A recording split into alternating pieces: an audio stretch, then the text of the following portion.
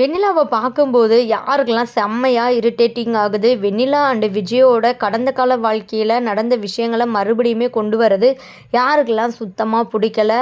இந்த வீடியோவுக்கு மறக்காமல் லைக்கை தட்டிவிட்டு கூடவே நம்ம சேனலையும் சப்ஸ்கிரைப் பண்ணி உங்களுடைய ஆதரவை தெரிவிங்க. அட ஆமாங்க. இனி வரப்போகிற எபிசோடில் பார்த்தீங்கன்னா நமக்கு பிடிக்காத சில விஷயங்கள் தான் நடக்க போகுது. அதாவது நம்ம விஜய் வெண்ணிலா லைஃப்பில் முன்னாடி நடந்த முன்னாடி என்ன நடந்தது அவங்களுக்குள்ள, அவங்க காதலிச்ச டைமில் அந்த விஷயங்கள தான் பார்த்திங்கன்னா நம்மளுக்கு வந்து காட்ட போகிறாங்க. அந்த ஃப்ளாஷ்பேக் வந்து தேவையே இல்லை அப்படின்னு சொல்லிட்டு நீங்களும் நினச்சிங்கன்னா மறக்காமல் கீழே கமெண்ட் பண்ணி தெரிவிங்க. நம்ம விஜய்க்கு காவேரி தான் செம்மையாக பொருத்தமாக இருப்பாங்க. வெண்ணிலா வந்து வேணாமே வேணாம், அவங்க அந்த மாதிரியே திரும்பி போகட்டும் அப்படி தான் சொல்லணும். இப்போ பார்த்தீங்கன்னா வெண்ணிலாவுக்கு ஞாபகம் வந்ததுக்கப்புறம் இங்கே வீட்டையே ரெண்டாக்குறாங்கன்னே சொல்லலாம். இங்கே கண் திறந்தது உடனே பார்த்திங்கன்னா இங்கே விஜயை காணாம்னு சொல்லிட்டு பார்த்திங்கன்னா ரொம்பவே ஆர்ப்பாட்டம் பண்ணிகிட்டு இருக்கிறாங்க.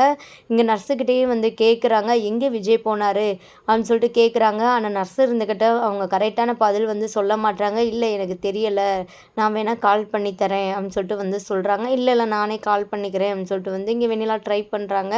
ஆனால் வந்து அவங்களால விஜயை ரீச் பண்ண முடியல. இங்கே தாத்தா பாட்டியுமே ரொம்பவே டார்ச்சர் பண்ண ஆரம்பிக்கிறாங்க. இங்கே ஒரு பக்கம் பார்த்திங்கன்னா காவேரி எதுக்காக நம்மக்கிட்ட பேசணும்னு நினச்சா கண்டிப்பாக நம்ம காவேரியை பார்த்து பேசிடணும் அப்படின்னு சொல்லிட்டு பார்த்திங்கன்னா இங்கே மாமா மாமி மூலம் இங்கே காவேரியை வீட்டுக்கு வர வச்சு நம்ம விஜய் காவேரி 2 பேருமே பார்த்திங்கன்னா பேசிகிட்டு இருக்கிறாங்க. இங்கே காவேரி ரொம்பவே விஜயை பார்த்ததுக்கப்புறம் பார்த்திங்கன்னா ஃபீல் பண்ணி நின்றுட்டுருக்குறாங்க. நம்ம விஜய் இருந்துக்கிட்டு, என்ன காவேரி கால் பண்ண, ஏதோ சொல்லணும்னு சொன்னேன், சொல்லு காவேரி என்னதான் ஆச்சு, எதுக்காக கால் பண்ண அப்படின்னு சொல்லிட்டு விஜய் இருந்துக்கிட்டே கேட்டுட்டு இருக்கிறாங்க. இப்போது விஜய்கிட்ட பேச ஸ்டார்ட் பண்ணோடனே நம்ம காவேரி வெண்ணிலாவை பற்றி தான் கேட்குறாங்க.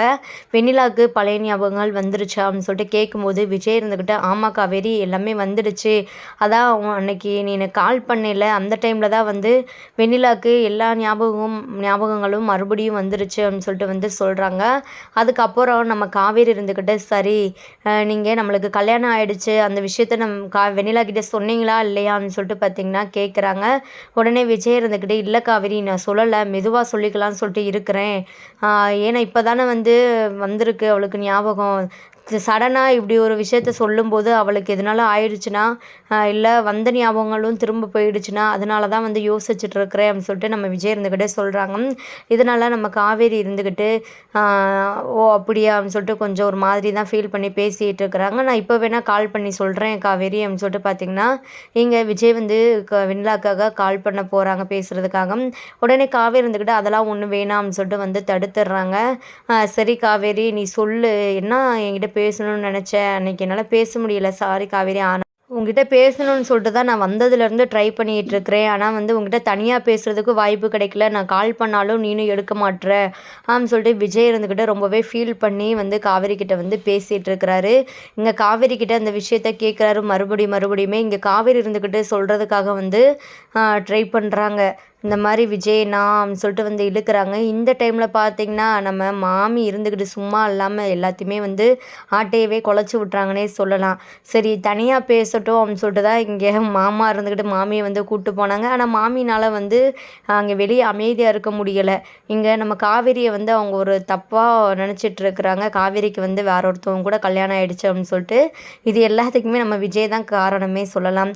அவர் தான் வந்து மாமா மாமியை ரொம்பவே குழப்பி வச்சுருக்கிறாங்க. சீக்கிரமே வந்து விஜய் வந்து காவேரி தான் தன்னோட பொண்டாட்டி அப்படின்னு சொல்லிட்டு மாமிக்கு வந்து கிளியராக சொல்லணும். அப்போ தான் வந்து அவங்க இந்த மாதிரி வந்து பண்ண மாட்டாங்கன்னே சொல்லலாம். இப்போ மாமி வந்ததுக்கப்புறம் பார்த்திங்கன்னா நம்ம காவேரி எதுவுமே பேசாமல் சைலண்ட் ஆயிடுறாங்க. என்ன சொல்லு காவேரி அப்படின்னு சொல்லிட்டு நம்ம விஜய் வந்து கேட்கும்போது, இந்த மாதிரி நீங்கள் கோயிலுக்கு வந்துடுங்க இங்கே பேசிக்கலாம்னு சொல்லிட்டு வந்து சொல்கிறாங்க. அதை வந்து மாமி இருந்துக்கிட்டு கேட்டுறாங்க, இவளுக்கு எவ்வளோ தைரியம் இருந்தால் கோயிலுக்கு வர சொல்கிறா அப்படின்னு சொல்லிட்டு பார்த்திங்கன்னா இங்கே அப்படியே முணங்கிட்டு இருக்கிறாங்க. இங்கே பார்த்திங்கன்னா காவேரி இருந்துக்கிட்டு, சரி விஜய் நான் போகிறேன் அப்படின்னு சொல்லிட்டு கிளம்பி போயிடுறாங்க. இங்கே விஜய் வந்து மாமி மேலே கோவப்படுறாங்க, என்ன மாமி இப்படி பண்ணிட்டீங்க, இன்னும் கொஞ்சம் நேரம் வெளியே இருந்திருக்கலாம்ல, நான் காவேரி கிட்ட வந்து பேசியிருப்பேல அப்படின்னு சொல்லிட்டு வந்து சொல்கிறாங்க. எங்கள் மாமி இருந்துக்கிட்டு காவேரியை ஒரு மாதிரி பேசுகிறாங்க, என்னடா விஜய் இப்படி ஆல்ரெடி வந்து காவேரிக்கு கல்யாணம் ஆயிடுச்சு, அதுவும் அவங்க அம்மா வேற இப்படி சொன்னாங்க, கரெக்டாக எப்படி பொறுப்பில்லாத ஒருத்தனை என் பொண்ணு கல்யாணம் பண்ணிட்டா அப்படின்னு சொல்லிட்டு சொன்னாங்க. அந்த மாதிரி வந்து சொல்லிகிட்டு இருக்கிறாங்க. இதை கேட்ட நம்ம விஜய்க்கு வந்து செம்ம ஷாக்காக இருக்குது. இப்படி இல்லாமல் சொன்னாங்க அப்படின்னு சொல்லிட்டு இங்கே காவேரியை மாமி ஒரு மாதிரி தான் பேசிகிட்டு இருக்கிறாங்க. இதனால் பார்த்திங்கன்னா விஜய்க்கும் கொஞ்சம் டென்ஷன் ஆகுது. இங்கே மாமி அப்படி இப்படின்னு சொல்லிட்டு சமாளிச்சுட்டு அங்கேருந்து போயிடுறாங்க. இங்கே வீட்டுக்கு வந்துட்டு காவேரி எப்படினாலும் இந்த விஷயத்தை வந்து விஜய்கிட்ட சொல்லிடணும், கோயிலில் போயிட்டு பார்த்து பேசணும்னு சொல்லிட்டு இங்கே கிளம்புறாங்க. இப்போ பார்த்தீங்கன்னா கங்கா இருந்துக்கிட்டு காவேரியை போகிற சாப்பிட்டு போன்னு சொல்லிட்டு பார்த்தீங்கன்னா சாப்பிட உட்கார வச்சிடுறாங்க. இப்போ பார்த்தீங்கன்னா எப்போதும் போல் நம்ம காவேரிக்கு ரொம்பவே வாமிட் வர ஸ்டார்ட் ஆகிடுது. ஒரு மாதிரி ஒமட்டிக்கிட்டு போயிட்டு வாமிட் எடுக்கிறாங்க. இதை பார்த்துட்டு பாட்டி இருந்துக்கிட்டுமே சொல்கிறாங்க, இவ எதுக்கு எப்போ பார்த்தாலுமே வாமிட் எடுத்துகிட்டு இருக்கிறா, இவளுக்கு என்ன தான் பிரச்சனை அப்படின்னு சொல்லிட்டு சொல்லிகிட்டு இருக்கிறாங்க. இங்கே பார்த்தீங்கன்னா நம்ம காவேரி இருந்துக்கிட்டு கிளம்புறாங்க. சரிக்கா வேணாம் போதும், எனக்கு ஒரு மாதிரி இருக்குது அப்படின்னு சொல்லிட்டு சொல்கிறாங்க. இங்கே கங்கா இருந்துக்கிட்டு முடியலைன்னா வாடி ஹாஸ்பிட்டலுக்கு போகலாம் அப்படின்னு சொல்லிட்டு வந்து கூப்பிட்றாங்க. இல்லை பரவாயில்லக்கா, நான் போகிற வழியிலேயே எதையாச்சும் டேப்லெட் வாங்கி மெடிக்கலில் போட்டுட்டு நான் போய்க்கிறேன், அதுக்கு மேலேயும் முடியலைன்னா ஹாஸ்பிட்டலுக்கு போய்க்கலாம் நம்ம 2 பேரும் அப்படின்னு சொல்லிட்டு கிளம்புறாங்க. இங்கே இப்போ ஒரு பக்கம் வெண்ணிலா இருந்துக்கிட்டு தாத்தா பாட்டியை ரொம்பவே டார்ச்சர் பண்ண வந்து ஆரம்பிக்கிறாங்க. விஜயங்கன்னு சொல்லிட்டு பார்த்திங்கன்னா வீட்டையே ரெண்டாக்குறாங்கன்னே சொல்லலாம். அந்தளவுக்கு ரொம்பவே கத்திக்கிட்டு இருக்கிறாங்க. எங்கள் தாத்தாவும் எவ்வளவோ வெண்ணிலாவை சமாதானப்படுத்தி பார்க்குறாங்க. விஜய் வந்து ஒரு சின்ன ஒர்க்கு விஷயமா போயிருக்கிறான், சீக்கிரமே வந்துடுவான் அப்படின்னு சொல்லிட்டு சொல்கிறாங்க. ஆனால் இது எதையுமே பார்த்திங்கன்னா வெண்ணிலா இருந்துக்கிட்டு நம்ப மாட்டாங்க. இங்கே பார்த்திங்கன்னா பாட்டி இருந்துக்கிட்டு விஜய்க்கு வந்து கால் பண்ணி விஷயத்த சொல்கிறாங்க. இங்கே பாரு விஜய், நீ சீக்கிரமே வா வீட்டுக்கு, இந்த மாதிரி வெண்ணிலா ரொம்பவே அட்டகாசம் பண்ணிகிட்டு இருக்கிறா, அவள் என்ன இப்படி இருக்கிறா, அவள் இதுக்கு முன்னெல்லாம் இப்படி இருந்ததே இல்லையே, ரொம்பவே கேவலமாக நடந்துக்கிறா, ரொம்பவே கத்திக்கிட்டு இருக்கிறா அப்படின்னு சொல்லிட்டு வந்து சொல்லிகிட்டு இருக்கிறாங்க. இதுக்கு மேலே எங்களால் சமாளிக்க முடியாது, நீ இதை சமாதானப்படுத்திட்டு எங்கேனாலும் போ அப்படின்னு சொல்லிட்டு சொல்கிறாங்க. நம்ம விஜயுமே இந்த மாதிரி நான் காவேரியை பார்த்து பேசணும், முதல்ல அவகிட்ட பேசினா தான் எனக்கு கொஞ்சம் நிம்மதியாக இருக்கும், அவள் ஏதோ சொல்லணும்னு நினச்சிட்டு இருக்கிறா அப்படின்னு சொல்லிட்டு சொல்கிறாங்க. நீ எது எங்கே போனாலுமே போப்பா, முதல்ல வந்து இந்த வெண்ணிலாவை சமாதானப்படுத்தியிருப்போம், எங்களாலாம் வந்து அவளை சமாதானப்படுத்த முடியலை அப்படின்னு சொல்லிட்டு வந்து சொல்லுறாங்க. இங்கே விஜய் இருந்துக்கிட்டு இருந்தால் நான் உடனே கிளம்பி வரேன் பாட்டி அப்படின்னு சொல்லிட்டு வந்து காலை வச்சுட்டு போகிறாங்க. கண்டிப்பாக இங்கே பார்த்தீங்கன்னா நம்ம காவேரி அங்கே கோயிலில் வெயிட் பண்ணிகிட்டு இருக்க போகிறாங்க. ஆனால் விஜய் வந்து அங்கே போக போகிறதில்ல. இதனால் நம்ம காவேரி ரொம்பவே அப்செட் ஆகி தான் போகிறாங்க. இங்கே வீட்டுக்கு வந்த விஜய் பார்த்ததுமே வெண்ணிலா எப்போதும் போல் வந்து ஹக் பண்ணிக்கிறாங்க. இங்கே விஜய் வந்து என்ன சொல்கிறதுனே தெரியல. இங்கே தாத்தா பாட்டி இருக்கிறாங்க, ஏன் வெண்ணிலா இப்படிலாம் பண்ணிகிட்டு இருக்கிறா அப்படின்னு சொல்லிட்டு வந்து பார்த்திங்கன்னா நம்ம விஜய் இருந்துக்கிட்டே கேட்குறாங்க. உடனே வெண்ணிலா இருந்துக்கிட்டு ஒரு பெரிய குண்டை தூக்கி போடுறாங்க. இந்த மாதிரி அவங்க இருந்தால் என்ன, நம்மளுக்கு ஆல்ரெடி கல்யாணம் ஆகிடுச்சுல அப்படின்னு சொல்லிட்டு வந்து சொல்கிறாங்க. உண்மையாகவே அவங்க 2 பேர்த்தையும் கல்யாணம் ஆகிடுச்சா, இல்லை கல்யாணம் ஆன மாதிரி பார்த்திங்கன்னா அவங்க ரிங்கு இல்லை செயின் அந்த மாதிரி இதனால் வந்து சும்மா அவங்க லவ் பண்ண காலத்தில் வந்து மாற்றிக்கிட்டாங்களா அப்படின்னு சொல்லிட்டு நம்ம அப்கமிங் எபிசோடை பார்த்து தான் தெரிஞ்சுக்கணும்.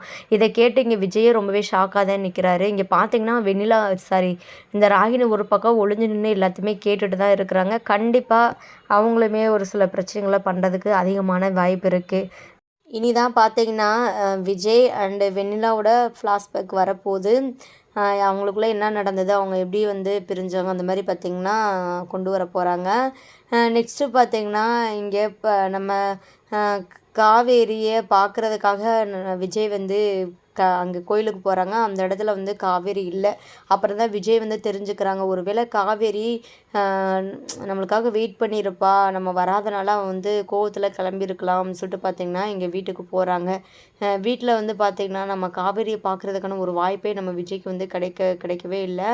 அப்புறம் பார்த்திங்கன்னா இப்படி ஒரு 2 நாள் போயிடுது. 2 நாள் கழித்து பார்த்திங்கன்னா இங்கே காவேரி வந்து வர்றாங்க வெளியே. அவங்களுக்குமே விஜய் ஞாபகமாக இருக்குது, எப்படா இந்த விஷயத்தை அவர்கிட்ட சொல்லுவோம்னு சொல்லிட்டு தான் ரொம்பவே ஃபீல் பண்ணிகிட்டு இருக்கிறாங்க. இங்கே எப்போதும் போல் அந்த பால்கனிக்கு வந்து நிற்கிறாங்க. இங்கே விஜய்மா அந்த டைமில் வந்து பார்த்திங்கன்னா வராங்க, காவேரியை பார்த்துட்டு ரொம்பவே சந்தோஷப்படுறாங்க. இன்றைக்காச்சும் நம்ம காவேரிக்கிட்ட வந்து மனசை விட்டு பேசணும், யாருமே பக்கத்தில் இல்லை, அவள் வந்து ஏதோ ஒரு முக்கியமான விஷயத்தை தான் நம்மக்கிட்ட சொல்லணும்னு வந்திருக்கிறா, ஆனால் வந்து அதை வந்து நம்ம கேட்கக்கூடிய ஒரு நிலைமையில கூட வந்து நம்ம இல்லையே அப்படின்னு சொல்லிட்டு வந்து ரொம்பவே ஃபீல் பண்ணிகிட்டு இருக்கிறாங்க. இங்கே நம்ம காவேரி கிட்ட போகலான்னு சொல்லிட்டு போகிறாங்க. உடனே பார்த்திங்கன்னா அந்த டைமில் காவேரி இருந்துக்கிட்டு மயங்கி விழுந்துடுறாங்க. கரெக்டாக சாரதாமாவும் வராங்க. காவேரி மயங்கி விழுகிறத பார்த்துட்டு அவங்களுமே ரொம்பவே ஷாக் ஆகுறாங்க. இங்கே பார்த்திங்கன்னா விஜய் இருந்துக்கிட்டு காவேரி அப்படின்னு சொல்லிட்டு எழுப்பி எழுப்பி தண்ணி தெளித்து பார்க்குறாங்க. ஆனால் காவேரி எழுந்துக்கவே இல்லை. அத்தை நான் போயிட்டு நான் ஒரு ஆட்டோ ரெடி பண்ணிட்டு வந்துடுறேன், நீங்கள் அப்படியே இருங்க அப்படின்னு சொல்லிட்டு பார்த்தீங்கன்னா, இங்கே ஆட்டோவை வந்து கூப்பிட்டு வந்து இங்கே பார்த்தீங்கன்னா காவேரி ஹாஸ்பிட்டலுக்கு சாரதாம்மாவோட கூப்பிட்டு போகிறாங்க. இங்கே பார்த்தீங்கன்னா காவேரி மயக்கத்தில் தான் இருக்கிறாங்க. இங்கே ஹாஸ்பிட்டலில் சேர்த்ததுக்கப்புறம் பார்த்தீங்கன்னா, இங்கே காவேரி ப்ரெக்னெண்ட்டாக இருக்கிற விஷயம் டாக்டர் மூலம் வந்து பார்த்திங்கன்னா இங்கே சாரதாம்மா விஜய்க்கு வந்து தெரிய வருது. அப்புறம்தான் நம்ம விஜய்க்கு வந்து காவேரி வந்து ப்ரெக்னெண்ட்டாக இருக்கிறா, அது ஆல்ரெடி அவளுக்கு முன்னாடி தெரிஞ்சிருக்கு. இதனால தான் இந்த விஷயத்தை தான் அவள் எப்படி சொல்கிறதுன்னு தெரியாமல் ரொம்பவே தயங்கி வந்து இருந்திருக்கிறா அப்படின்னு சொல்லிட்டு நம்ம விஜய்க்கு வந்து தெரிய வருது. இங்கே பார்த்தீங்கன்னா சாரதாம்மாவும் காவேரி கர்ப்பமாக இருக்கிற விஷயம் தெரிஞ்சு ரொம்பவே சந்தோஷப்படுறாங்க. இந்த டைமில் பார்த்தீங்கன்னா இங்கே வந்து ராகினியுமே வந்திருக்கிறாங்க ஹாஸ்பிட்டலுக்கு.